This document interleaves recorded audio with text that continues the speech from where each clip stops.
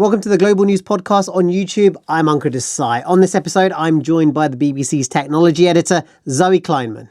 Zoe, there's been this huge landmark case in America. It's been described as the end of the era of impunity for social media companies. Please explain more. So at the heart of this is the story of a 20-year-old woman who we know as Kaylee, we don't know her name. And she says that she discovered YouTube at the age of 6 and Instagram at the age of 9. And she spent an awful lot of time online. At some point, she was spending 16 hours a day on these platforms. And she suffered mental health problems. She suffered depression. She suffered body dysmorphia. She had suicidal thoughts. And she blames the tech companies for that. And in their defense, the tech companies said she had a difficult childhood. She was already dealing with a lot of problems and she went to social media to escape from those problems. But the jury has found in her favour and said that the platforms were engineered to keep her on them for as long as possible, and that she was coming across being shown content in that time that made her feel worse. How much of a game-changing moment do you think this is in the tech world? I think it's huge. I mean, anyone who doom scrolls will tell you that I'm guilty of it. You're guilty. There you go. You may even have said yourself that you find it addictive, right? But it has not been a term that the tech companies have used. And what they have been very careful to say over the years is that they're trying to give you a fun experience, but also a responsible one. And they're putting in all these tools and they have all this moderation, and that, they're trying to give you a product that is good and that you like to spend time on because it's enjoyable. But this verdict changes that narrative, because now a jury has come back and said, there are deliberate design practices built into these platforms to keep people there, especially young people. And the tech companies have not done enough, even though they may say they have, to protect them. What I think is going to happen, not immediately, because there's going to be appeals, there's going to be further legal processes. Both companies, Google and Meta, say they don't agree with the verdict, but things are going to have to change. It's often called the Wild West. I've been doing this job for so long and I've heard that so many times. The internet is a Wild West, and it still gets bandied about. And maybe this actually really is the moment when it stops being the Wild West. We've already been through a period, haven't we, where social media is under increasing scrutiny. We've seen it banned in Australia for under 16s. The UK is thinking about it. Other countries like Greece are also thinking about it. And this verdict just adds weight to that argument, doesn't it? That children shouldn't be there. And then what happens if the court says, right, you've got to take out all the features that keep people online? Now, what are they? You've got your auto-scrolling, you've got autoplay, you've got the algorithmic recommendations that are really on it, aren't they? They know exactly what it is that you want to see. You can scroll for infinity as well, right? Exactly. Yeah. I once heard from TikTok that they tweak their algorithm every 8 videos that you see. So it's constantly updating to be absolutely sharply on what you want. And they would argue, well, it makes it a better experience for you, right? It's much more enjoyable if it's stuff you actually want to see. Right. But let's imagine that they have to take all of that out. Already you're looking at a very different social media experience, right? Which is arguably not as good, is it? It's not as enjoyable. It's not as engaging. That's the point. I am really ancient, and I remember Friends Reunited, which, predates all of this. And everyone got so excited about it because it was a very basic platform where you could find your old school friends. All right. And everyone went, oh, fantastic. Oh, hi. I haven't seen you for years. How are you? Good. What are you doing? This, that, and the other. Right. That was it.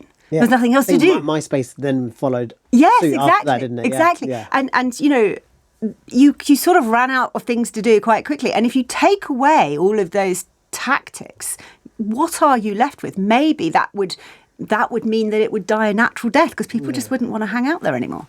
When we hear the era of impunity is over, what does that mean? And what can that mean in terms of how the industry is operating in the future, in terms of the parameters, but maybe the concerns as well as to what might happen next? So what that means is that the companies can no longer say that they are doing enough. They can no longer point to the big toolkits that they have in place specifically for children. Many of them end up being parental responsibilities, don't they?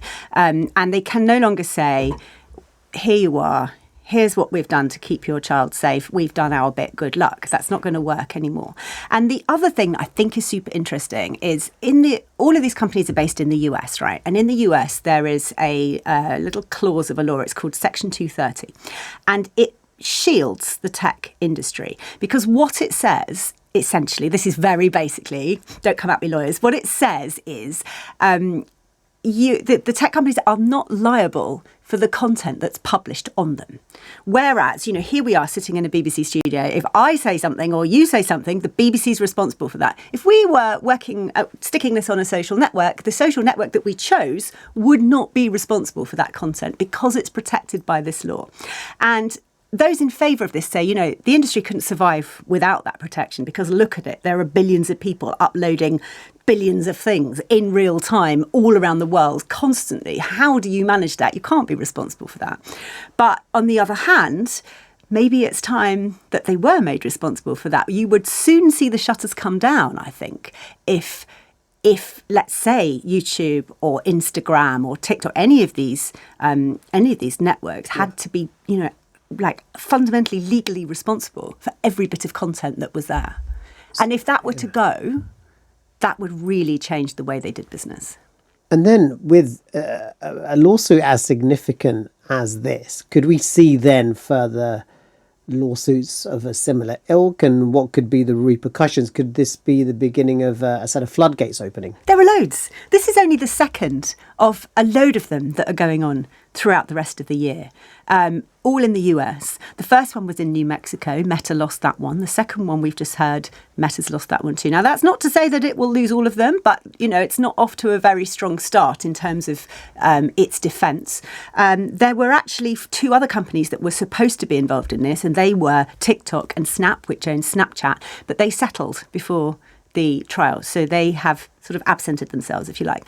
I think it's been a shock for Meta and Google. I actually don't think they thought they would lose. They've really put a lot of resources, and they have a lot of resources, but they've put a lot of resources into fighting this. Eye-watering legal fees, what they thought was a strong defence. They say, we don't make any money out of children. Children use the site for free. We don't, because of regulation, not because they've chosen to, because of regulation, they're not exposed to the same advertising. They're not exposed to the same algorithms in places like the UK and Europe. So they are a bit more protected. And they say, we just think that they should be there, and they like it, and they and they bring trends and they bring a different content to the site that we want, because they want these people to grow up in their ecosystem. Yeah, that's an interesting point. When it comes to then, I guess, the onus on governments and in terms of regulation, you mentioned Australia there. Is it likely that other countries, other continents, we're going to start seeing changes now, or bills implemented in order to protect young people especially? So we've gone through a process here. When social media first kind of erupted and became a big thing, the companies wanted to self-regulate. They said, leave us alone. We know what we're doing. We are far more agile than you. We're dealing with this. We don't need government support. Well, that didn't go very well. And then they came to the government and said, regulate us. Tell us what you want us to do. We'll do it. But they don't like that either. There's a lot of lobbying that goes on, and there's a lot of there's a lot of deals that these companies want to do. They want to be regulated in a way fundamentally that's beneficial to them, right? Just like many other industries, and they kick against regulation that doesn't suit them. That said, they haven't left. So when Australia banned social media for under 16s, nobody's left. The social networks are still there for the over 16s, and it would take something quite dramatic, I think, for them to actually pull out. Maybe they will if it gets so strict that it gets to the point where they can't operate as a business anymore. Maybe they will. We here in the UK are already kind of ahead of the curve with the Online Safety Act, aren't we? We have a lot of age verification now that's essential. So you have to prove how old you are to get onto social media sites, to get onto porn sites, to get onto lots of different sites, anything really that might have adult material on it. So we've already got that infrastructure in place here if we chose to activate it more widely. When we hear that this could be the moment for big tech, which big tobacco companies had to deal with a couple of decades ago. Could we see a future where the social media companies are having to self-regulate in order to avoid further lawsuits? Or how are they going to work now with governments or industry in order to make sure that there is a better change for the future for everybody involved? I've heard a lot of people describing it as big tech's big tobacco moment. The tech companies hate that, by the way.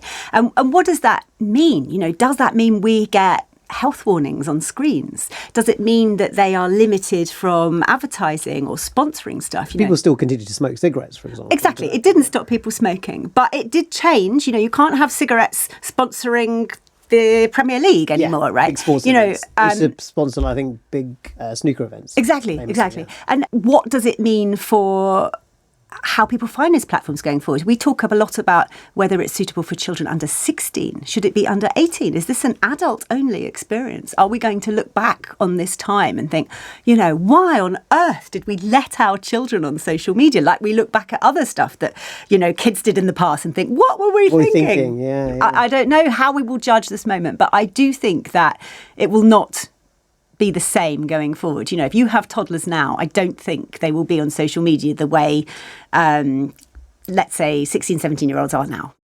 That was Zoe Kleinman, our BBC technology editor. If you want to listen to more, do click on the link below where it says Global News Podcast. For now, thanks so much for your time.